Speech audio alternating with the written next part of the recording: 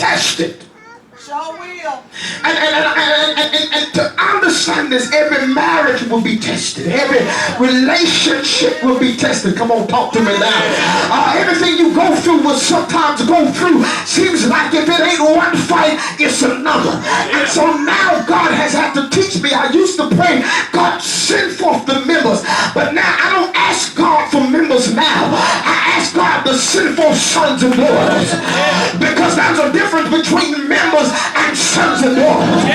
Because you go through some hell and members will back up and leave you. But when you got sons and daughters, you can go through, oh y'all ain't saying nothing here. You can go through hell and back, and the sons and daughters will stick with you to the end. Because sons and daughters understand the order of God. God help me tonight. You understand this sometimes because members will call order control. But sons and daughters call order accountability. Touch your neighbor and tell him he will deliver. He will deliver. So as a pastor tonight, I found out that sometimes we can sometimes feel like a pinata. We ask ourselves, why does it seem like everybody's beating up on me? Y'all ain't said nothing here.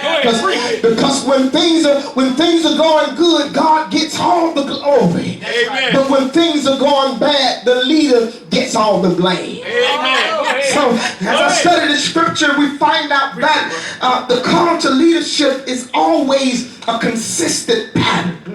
Because every time God desires to do great things, he always calls a leader to step forward. That's why you have to understand, when God decided to raise a nation of his own, he didn't call the master, but he called out a leader. That's why he told Abraham, he said, Abraham, pack up, because what I'm getting ready to do, I want you to leave your father's house and go to a place that I'm going to show you. To understand this is that God, we know in part and we prophesy in part.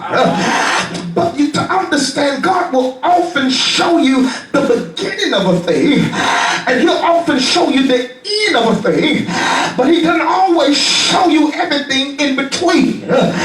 And the reason why God doesn't show us everything is because if we knew everything, we'll try to jump ahead of God. Oh, y'all ain't saying nothing here. Because when God tells you to go somewhere, most of us want to know how long it's going to take us to get there. Because I need to know how long. I need the GPS where I'm going, God. Oh, y'all ain't saying nothing here. You think about it. If you knew you had to go through all the hell you went through before you married that woman and you married that man, you would have said, no, God, it ain't worth what I'm getting ready to go through. Y'all ain't saying nothing here. So oftentimes he will show you the beginning of a thing and the end, but he doesn't always show you the things in between, because most time we're so busy trying to track God that we don't trust him. Oh, y'all ain't saying nothing here. And so now to understand here that when God decides to raise up a nation of his own, he didn't call the masses, so he raised up a leader. We find here, even in our text here tonight in Exodus chapter 3, in the dispensation of this text, when God wanted to deliver his people out of Egypt, he didn't guide them as a group, but he decided to raise up a leader to do it. And so he tells him in verse number 9, he says, now therefore behold, the cry of the children is come unto me, and I've also seen the oppression wherewith the Egyptians oppressed them. To understand something here, that he had to select someone that have a heart for his people. Let me tell you something tonight, that you cannot lead a people that you don't love. That's why when Moses, listen here, when Moses, he saw the Hebrew man beaten up, when he saw the Egyptian beaten up on the Hebrew, he began to intervene and kill the man, because that was something on the inside of him that said, don't mess with my people. That's why when people come and want to gossip about your leader, you better start killing. You better kill it now. You gotta leave. Y'all ain't saying nothing here. When somebody want to come and tell you and want to spread gospel, because I found out, Pastor, Apostle, is that sometimes the people that you'll go out the way for, sometimes the people that you'll take food from your table to feed, or sometimes be the people that will talk about you like a low down dirty dog. Y'all ain't saying nothing here. And so now you're going to lead God's people. You got to have a love and a heart and a burden for God's people. Y'all ain't saying nothing here. He told Moses, he says, I hear and I see the oppression that my people have been under. The oppression of the taskmaster. Tonight I got a question for you. What's been oppressing you? What it is that's been holding you down from walking in your destiny? I came tonight to tell the devil that he can't no longer mess with your life. I came tonight to tell the devil that everything he has assigned to your life is being canceled tonight. Look at your neighbor and say, neighbor, tell him I'm getting ready to kill Pharaoh tonight. I'm talking about Pharaoh in my mind. I'm talking about Pharaoh in my spirit. Pharaoh in every area of my life. Even in my finances, I'm getting ready to come out. Look at your neighbor, tell him it's time to do plastic surgery now. Y'all ain't saying nothing here. That you're getting ready to cut up every credit card. That the enemy keep trying to keep you oppressed. Keep you down in debt.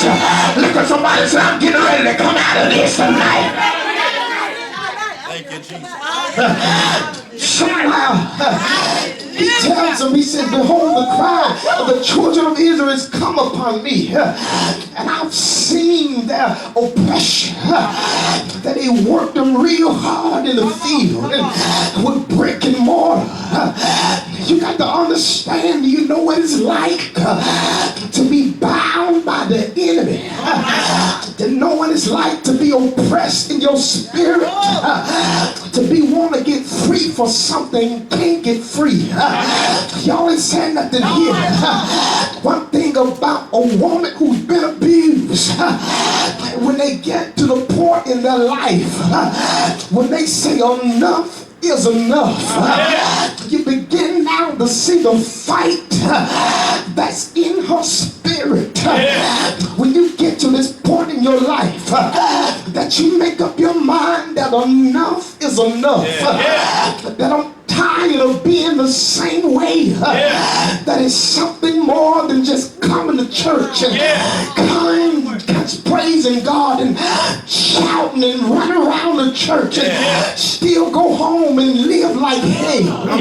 Still go home and can't get along with my spouse. And I'm talking about being oppressed by the hands of the enemy. I'm talking about being oppressed by addiction. That you want to get free for something but can't get free because the enemy got you so caught up and bound in your mind. And even though he brought you out of Egypt, but Egypt's still in your mind. I'm talking about being so oppressed here that no matter what you do, your mind is still in bondage. Look at your neighbor and tell them,